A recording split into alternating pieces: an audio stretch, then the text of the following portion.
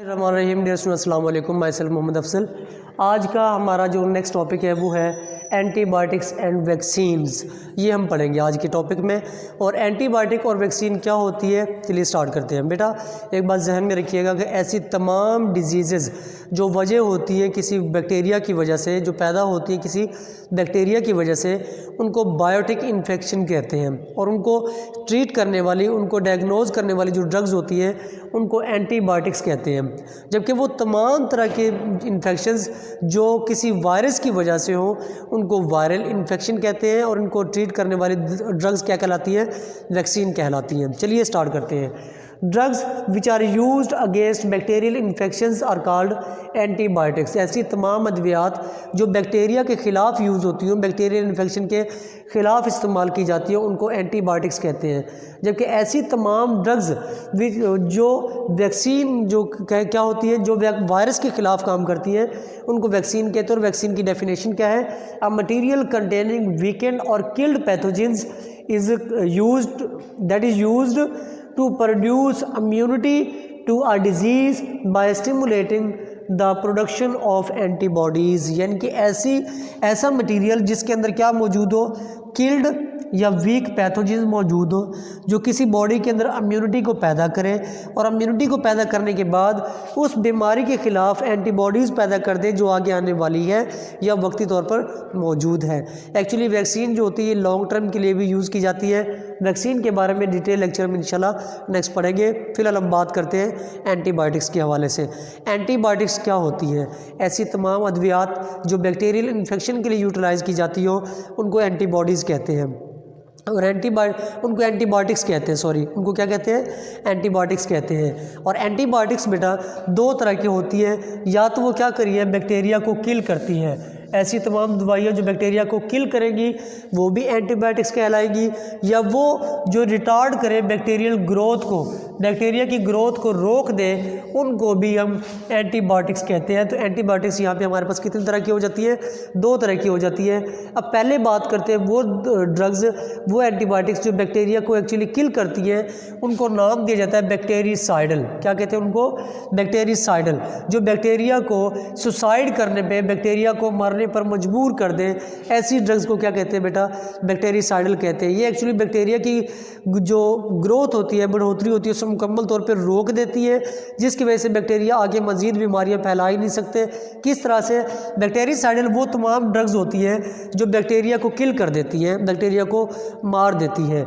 अब इनमें हमारे पास कौन सी हमारे पास ये पहली ड्रग है, इसकी एग्जांपल में हमारे पास वो हमारे पास है जी सेल्फास्पोरिन।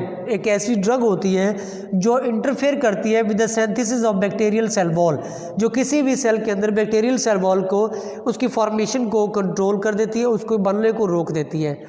अब सेल वॉल आप जानते हैं कि किसी भी बैक्टीरिया के अराउंड एक पाए जाने वाली एक ऐसी लेयर होती है जो उसको हार्मफुल इफेक्ट से बचाती है, उसको क्लाइमेटिक चेंज से बचाती है। अब बैक्टीरिया के अंदर सेल वॉल ही नहीं बन रही, ठीक है? किसकी वजह से नहीं बन रही? Because of cephalosporin. Cephalosporin bacteria के अंदर सेल वॉल नहीं बनने दे रहा, तो डेफिनेटली बैक्टीरिया की प्रोटेक्शन के लिए कोई चीज़ मौजूद नहीं है और बैक्टीरिया ऑटोमेटिकली ख़त्म होते जाएंगे, किल होते जाएंगे। अब ये ड्रग्स किसके लिए यूज़ होती है? सेल्फास्पोरिन यूज़ होती है बेटा ट्रीट करने के लिए नमूनिया को, सोर थ्रोट यानी गले पकना, और टॉन्सिस जो गले सूज जाते हैं, गले पड़ जाते हैं, उनके लिए यूटिलाइज़ की जाने वाली जो दवाइयाँ होती हैं वो क्या कहलाती है? वो हमारे पास सेफेलोस्पोरिन कहलाती है। और ये ब्रोंकाइट्स के ट्रीटमेंट के लिए भी यूटिलाइज़ की जाती है। तो ये ब्रोंकाइट्स, टॉन्सिस और उसके अलावा सोर थ्रोट और नमूनिया, इनके लिए यूटिलाइज होने वाली ड्रग्स होती है वो सेफेलोस्पोरिन कहलाती है। और ये कहलाती है बैक्टीरिसाइडल ड्रग्स कहलाती है। और ये एंटीबायोटिक्स की टाइप्स है। दूसरी तरफ हमारे पास जो ड्रग्स है ये वो एंटीबायोटिक्स होती है जो बैक्टीरिया की ग्रोथ को रोकती है, स्टॉप करती है, उसको रोक देती है बिल्कुल। और ऐसी ड्रग्स को कहते हैं बैक्टीरियोस्टैटिक। क्या कहते हैं उनको? बैक्टीरियोस्टैटिक ड्रग्स कहते हैं। इसकी जो बेस्ट एग्जांपल पहली हमारे पास है वो हमारे पास कौन सी है बेटे? टेट्रासाइक्लिन। टेट्रासाइक्लिन वो ड्रग होती है जो ब्रॉड स्पेक्ट्रम एंटीबायोटिक है। पहला तो एमसीक्यू आपका ये भी पूछा जा सकता है कि which one of the following is a bacteria broad spectrum और नैरो स्पेक्ट्रम ड्रग, तो आप बताएंगे कि टेट्रासाइक्लिन जो है ये एक ब्रॉड स्पेक्ट्रम ड्रग कहलाती है। ब्रॉड स्पेक्ट्रम क्या होती है? ऐसी तमाम ड्रग्स जो लॉन्ग टर्म के लिए, जो मल्टीपर्पज़ के लिए यूटिलाइज़ की जाती हो, ऐसी ड्रग्स को ब्रॉड स्पेक्ट्रम कहते हैं, जिनका स्पेक्ट्रम जो वो वसी हो, जो बहुत सारी डिजीज़ के लिए यूटिलाइज़ की जाती हो, ऐसी ड्रग्स को क्या कहते हैं? ब्रॉड स्पेक्ट्रम कहते हैं। और जो महदूद किसी मर्ज़ के लिए, महदूद डिजीज़ के लिए हो, वो नैरो स्पेक्ट्रम ड्रग्स कहलाती है। लाइक डिजिटैलिस के बारे में आपने पढ़ा था कि वो दिल के लिए यूज़ होती है। अब डिजिटैलिस को आप पेन किलर के तौर पे यूटिलाइज़ नहीं कर सकते, ठीक है, लेकिन जो टेट्रासाइक्लिन है, ये पैरासीटामोल है, एस्प्रिन है, इनको आप मल्टीपर्पज़ के लिए यूटिलाइज़ कर सकते हैं, फीवर के लिए, हेडेक के लिए, बॉडी पेन के लिए। तो इस तरह की ड्रग्स क्या कहलाती है? ब्रॉड स्पेक्ट्रम कहलाती है। सो टेट्रासाइक्लिन एक ब्रॉड स्पेक्ट्रम एंटीबायोटिक है और ये क्या करती है? ये इनहिबिट करती है बैक्टीरिया के अंदर प्रोटीन सिंथेसिस को। बैक्टीरिया के अंदर प्रोटीन बनने के अमल को ये रोक देती है, इसीलिए इसको क्या कहते हैं? बैक्टीरियोस्टैटिक कहते हैं। ये जब बैक्टीरिया के अंदर प्रोटीन सिंथेसिस रुक जाएगी तो डेफिनेटली उसकी ग्रोथ भी क्या हो जाएगी? रुक जाएगी। तो इस तरह से बैक्टीरिया की ग्रोथ रुक जाती है और ये यूज़ की जाती है कौन से इन्फेक्शन के लिए? रिस्पायरेटरी ट्रैक, यूरिनरी ट्रैक और इंटेस्टाइनल ट्रैक जो है, इस दिन के अंदर होने वाले तमाम तरह के इन्फेक्शन के लिए जो ड्रग यूज़ की जाती है उसे कहते हैं टेट्रासाइक्लिन। क्या कहते हैं उसको? टेट्रासाइक्लिन कहते हैं। याद रहे कि जो टेट्रासाइक्लिन है ये 8 साल से कम उम्र के बच्चों के लिए नुकसानदेह है, उनके लिए यूटिलाइज़ नहीं की जाती। ख़ास तौर पर वो टाइम पीरियड जब बच्चों के अंदर दांत बन रहे होते हैं, तो दांत बनने के दौरान, दांत पैदा होने वाली उम्र के दौरान भी टेट्रासाइक्लिन का इस्तेमाल उनके लिए नुकसानदेह है। उससे उनके दांत जो वो गंदे और इमेच्योर पैदा होते हैं, जो जल्दी टूट जाते हैं और उनमें कीड़ा वगैरह या इस तरह की दूसरे डिजीज़ इन्फेक्शन पैदा हो सकते हैं। और इसके अलावा उनकी अगर 8 साल से कम उम्र के बच्चों के लिए भी आप यूज़ करते हैं तो उनके अंदर जो उनकी बोन्स होती है वो कमज़ोर हो जाती है बिकॉज ऑफ टेट्रासाइक्लिन, क्योंकि उसके अंदर जो इन्फेक्शन है वो और ज़्यादा फैल जाएगा। ठीक है, तो ये हमारे पास है टेट्रासाइक्लिन जो कि एक बैक्टीरियोस्टैटिक है। दूसरी हमारे पास जो बैक्टीरियोस्टैटिक ड्रग है that is sulphur drugs. Sulphur drugs को सल्फर ड्रग्स इसलिए कहते हैं क्योंकि इनके अंदर एक ख़ास सल्फोनामाइड ग्रुप पाया जाता है, इस वजह से उसको क्या कहते हैं? सल्फर ड्रग्स कहते हैं। ये भी टेट्रासाइक्लिन की तरह एक ब्रॉड स्पेक्ट्रम ड्रग है जो कि मल्टीपर्पज़ के लिए यूज़ होती है और इसका काम होता है ये बैक्टीरिया के अंदर फोलिक एसिड की ग्रोथ को, फोलिक एसिड सिंथेसिस को रोक देती है।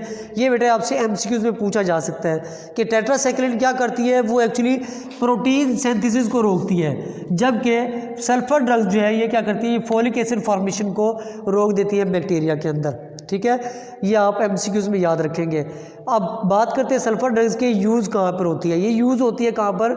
नमूनिया, यूरिनरी ट्रैक इन्फेक्शन के अंदर जो ड्रग्स यूज़ की जाती है उनको हम क्या कहते हैं? सल्फोनामाइड या सल्फर ड्रग्स कहते हैं। ये सल्फर ड्रग्स, टेट्रासाइक्लिन और सेफेलोस्पोरिन, ये तीनों हमारे पास एंटीबायोटिक्स कहलाती है जो बैक्टीरिया से पैदा होने वाले इन्फेक्शंस को किल करती हैं। इसी पेज के ऊपर आपके पास एक और शॉर्ट क्वेश्चन दिया हुआ है साइड बॉक्स के अंदर, what are narrow spectrum drugs and what are broad spectrum drugs, तो आपको पता होना चाहिए। अभी हमने डिस्कस भी किया, ऐसी तमाम ड्रग्स जो महदूद या कुछ इन्फेक्शंस के लिए, कुछ डिजीज़ के लिए यूज़ की जाती हो, उनको कहते हैं नैरो स्पेक्ट्रम, लाइक डिजिटैलिस, जो सिर्फ और सिर्फ दिल के अंदर पैदा होने वाले स्टिमुलेशन को बरकरार रखती है, जबकि हार्ट मूवमेंट को कंट्रोल करती है। दूसरी तरफ हमारे पास है ब्रॉड स्पेक्ट्रम, वो कौन कौन सी है? सल्फर ड्रग्स है, टेट्रासाइक्लिन है, जो आप देख सकते हैं कि बहुत सारे इन्फेक्शन लाइक नमूनिया, यूरिनरी इन्फेक्शन और इंटेस्टाइनल इन्फेक्शन, तो इस तरह के बहुत सारे इन्फेक्शंस को कंट्रोल करती है। ठीक है, तो ये था हमारा आज का लेक्चर जिसमें हमने डिस्कस किया एंटीबायोटिक्स एंड वैक्सीन्स को, और हमने डिटेल नोट किया किसको बेटा? एंटीबायोटिक्स और उसकी टाइप्स को। नेक्स्ट लेक्चर में हम इंशाल्लाह डिस्कस करेंगे एंटीबायोटिक रेजिस्टेंस को। तब तक के लिए इजाज़त दीजिए, अल्लाह हाफिज़।